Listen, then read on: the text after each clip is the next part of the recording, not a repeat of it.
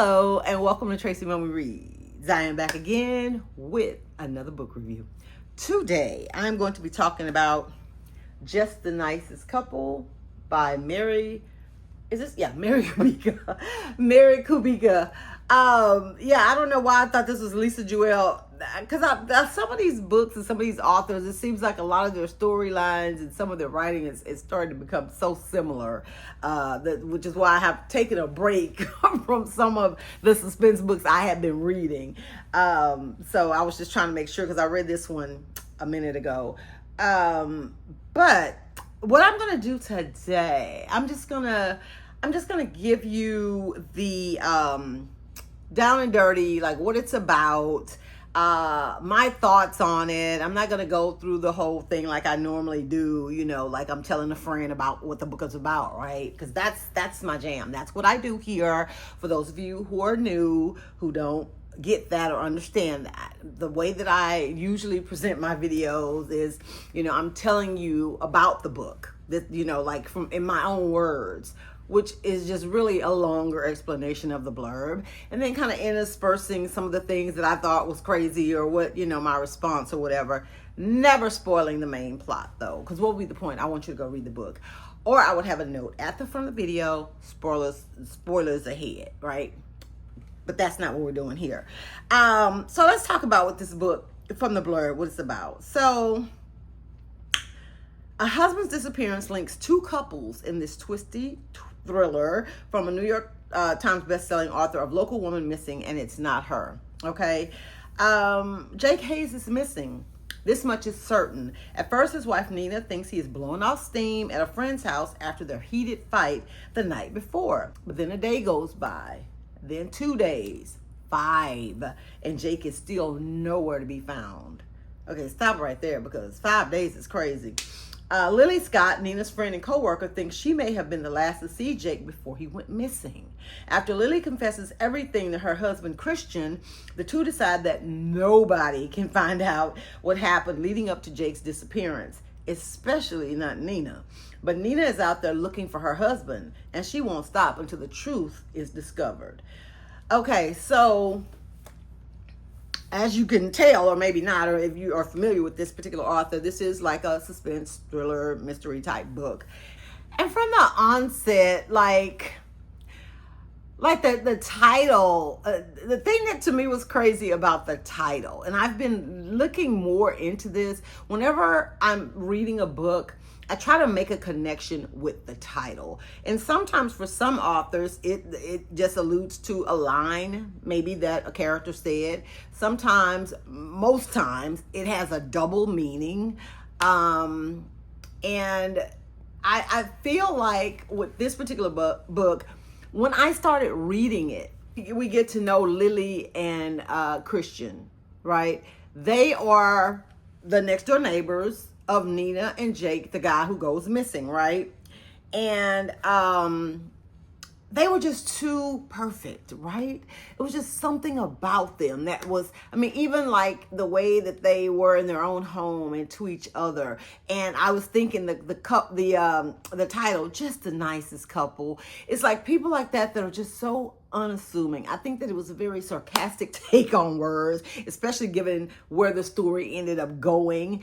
Like it's like people you just think could not be capable of certain things, and even maybe to themselves they don't think that they are bad people, or maybe they're just putting on a facade for each other because they want to come across not only to the rest of the world, the neighborhood, their families, but also to each other that they are just perfect and without fault. And we all know those kind of people don't exist in real life, right? And then on the other hand, you got this perfect couple, but then obviously, from the blurb again, Jake, the guy that's missing, and his wife, Nina, they were having problems. So you already are looking at them as kind of flawed, right? And I think that again, is something that authors do to kind of divert our attention, because most of the time when something happens in real life and on page in books, and it's like some type of domestic thing, you always suspect the spouse, right? Especially if they weren't getting along, or if they were fighting, or, or something like that. And I think that is to take our attention. It's like, no, look at this train wreck of a couple over here. It's messy stuff happening here. It can't be this nice couple. What do they have to do with it? And then there's just the stories that are told, and you find out kind of how their lives are kind of interconnected.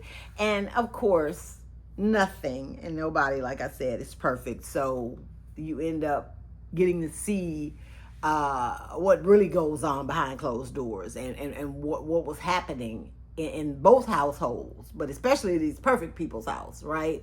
And you see that maybe Nita and Jake were more normal than they were, okay? And that's all I would say about that. I love stories where, like, you don't really know where they're going.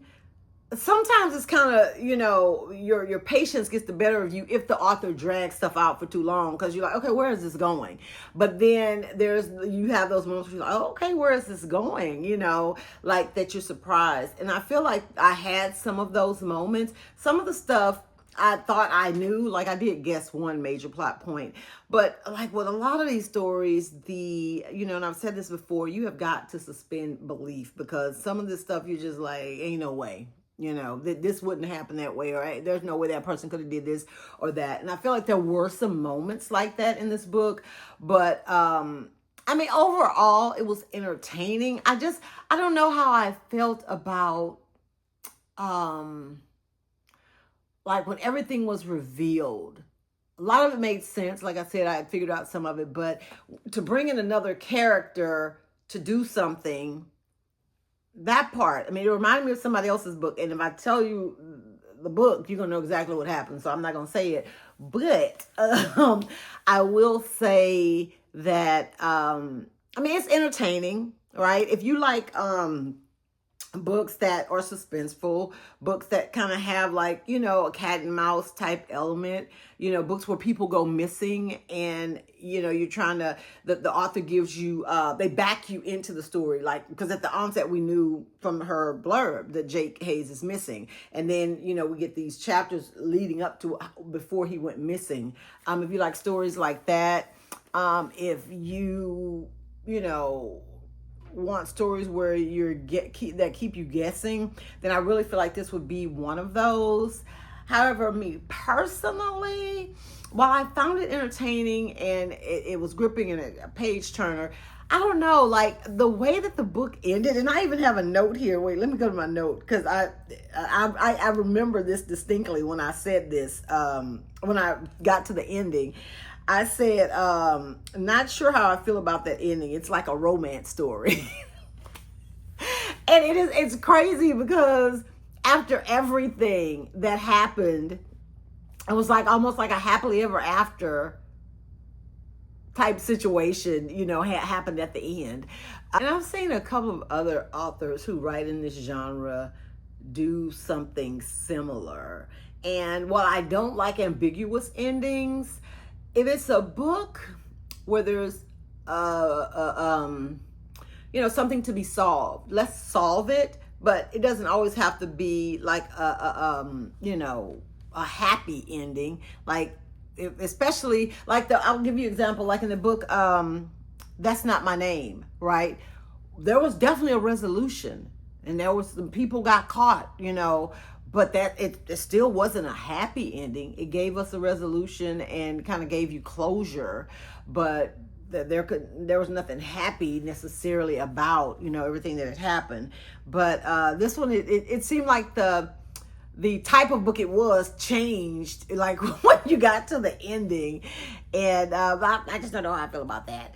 But yeah, if you like books like that maybe kind of give you a mix of different genres, then you'll probably enjoy this one. But if you just like straight, hey, I just want a straight suspense mystery type thing, I don't know how you'll feel about this one. I think this author also writes a lot of like domestic suspense type books. I think that it's always number one, somebody's always missing. I just realized that because look, the first book I read by her was called Local Woman Missing, and I read It's Not Her. Somebody went missing, and then somebody went missing in this book. So that must be her thing, like, you know, missing people and kind of working out what happened to them and that type of thing. So if that's your jam, or if you're a fan of her other books and you haven't read this one, then you will probably enjoy it just as well. So yeah, if I had to give this one a star system though, probably like about a 3.8, if I'm being honest. Again, not a waste of time, but like, you're not gonna probably get things wrapped up the way you would want them to. So yeah, let me know in the comments if you have read Just the Nicest Couple and what your thoughts were. Did you kind of feel the same, or did I miss something, you know, in the larger picture of what the author was trying to convey? Let me know in the comments. Thanks so much for watching. Make sure that you like this video, and thank you so much to everyone who has already subscribed to my channel. If you have not subscribed to my channel, make sure that you go ahead and take the opportunity to do so now.